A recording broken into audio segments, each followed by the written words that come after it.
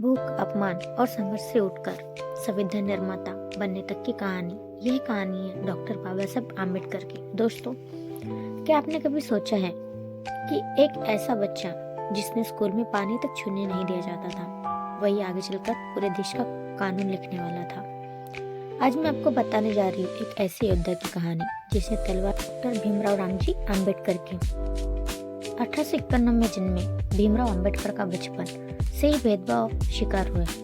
School में उन्हें class के अंदर बैठने की इजाजत नहीं थी। पानी पीना तो कोई ऊंची जाति का लड़का ऊपर से पानी डालता था, खुद से घड़ा तक नहीं छू सकता था। सोचिए, एक छोटा सा बच्चा जिसका कसूर सिर्फ उसका जन्म था, लेकिन उन्होंने ठान लिया, मैं पढ़ूंगा और इतना पढ़ूंगा कि समाज मुझे नजरअंदाज नहीं कर पाएगा। बाबा साहब को पढ़ने का शौक था। वे घंटों घंटों किताबों में डूबे रहते थे। उन्हें विदेश जाकर पढ़ने का मौका मिला। वे अमेरिका और लंदन गए, लेकिन वहाँ भी आसान नहीं था सब कुछ।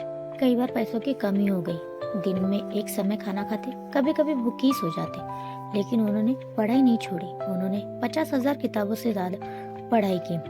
उनका घर राजगृह की एक लाइब्रेरी जैसा था, क्योंकि उन्हें पता था ज्ञान ही सबसे बड़ी ताकत है। 1927 में महाड़ में एक तालाब था जहाँ दलितों को पानी पीने की इजाजत नहीं थी। बाबा साहब ने कहा, पानी सबका है। वे हजारों लोगों के साथ वहां गए और पानी पिया। लोगों ने विरोध किया, गालियां दी, हमला भी किया, लेकिन उस दिन सिर्फ पानी नहीं पिया गया था, उस दिन सम्मान का हक लिया गया था।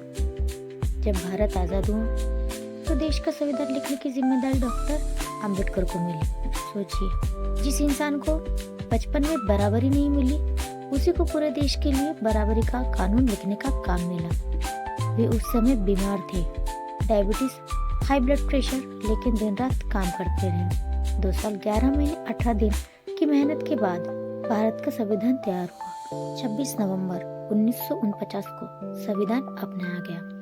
बाबा साहब ने महिलाओं को बराबरी दिलाने के लिए हिंदू कोड बिल लाने की कोशिश की, लेकिन जब उनकी बात नहीं मानी गई तो उन्होंने कानूनी मंत्री पद से इस्तीफा दे दिया। उन्होंने कुर्सी छोड़ी पर अपने सिद्धांत नहीं छोड़े। दोस्तों, बाबा साहब हमें सिर्फ संविधान नहीं देकर गए, उन्होंने हमें सोचने का तरीका दिया।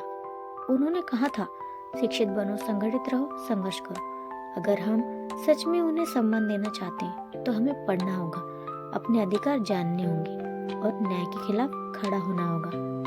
अगर आपको बाबा साहब की ये कहानी पसंद आई तो वीडियो को लाइक करें, शेयर करें और चैनल को सब्सक्राइब जरूर करें, क्योंकि यहाँ हम सिर्फ इतिहास नहीं बताते, हम जागरूकता फैलाते हैं।